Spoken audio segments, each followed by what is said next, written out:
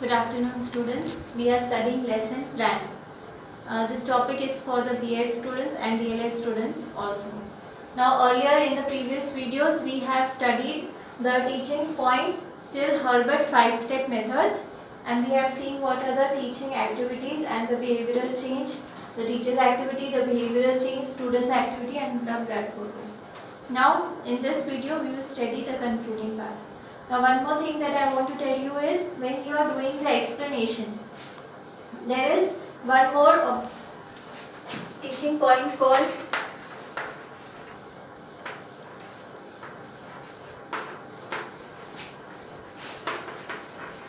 developmentary questions. Now developmentary questions are optional. You can have it or you can skip it also. These developmentary questions are asked in between your explanation. So if you are writing your explanation, the teacher's activity, after half the part you can have some developmentary questions that will be based on whatever you have taught in the explanation. So developmentary questions are asked to keep the interest of the students in the class, so the class does not become monotonous and the students do not lose their interest. So we ask the developmentary questions between the explanation. Now after you have finished all the 5 points, the 5th point, that is the silent reading, after finishing that comes the comprehensive questions.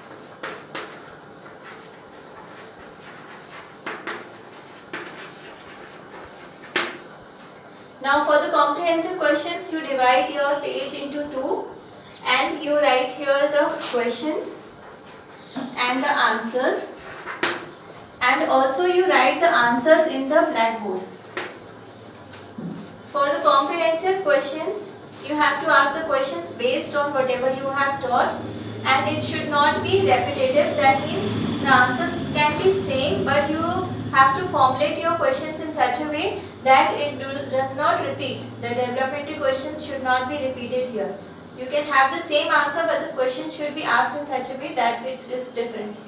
Now you write the questions in your copy and then the answer will be given by the students. So you write the answer, whatever students are answering, you write on the blackboard. Now after the comprehensive questions are generally 3 to 4, and here also 3 to 4. Maximum times we ask only 3 questions, 4th one is not required. Now after the comprehensive questions, again if you are having your second unit, you start with your unit 2, and then again you divide your page into 5 columns as you have done in this, and then the same steps, 5 steps you follow, and after that the comprehensive questions are again asked. After finishing the second unit, the comprehensive questions will be asked again, and then comes the recapitulatory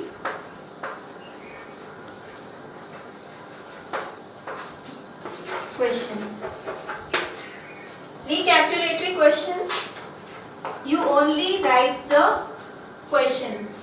Recapitulatory questions are also 3 to 4. You only write the questions, answers are not written for recapitulatory questions. We only write for comprehensive questions.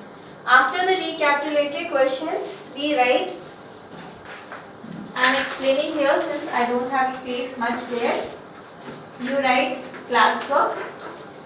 Classwork should be such that the students are able to do fast. It should not be taking much time. You can have a puzzle or fill in the blanks or match the column or fill in the correct alphabets, such small things that do not take much of the time of the class.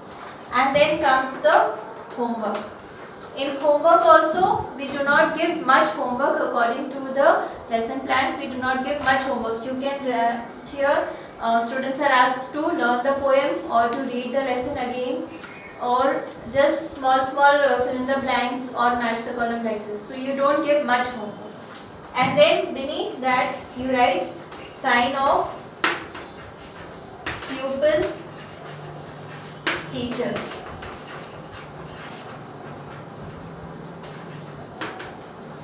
So you are the pupil teacher, you write here sign of pupil teacher, and then in the next side, right hand side, you write sign of invigilator.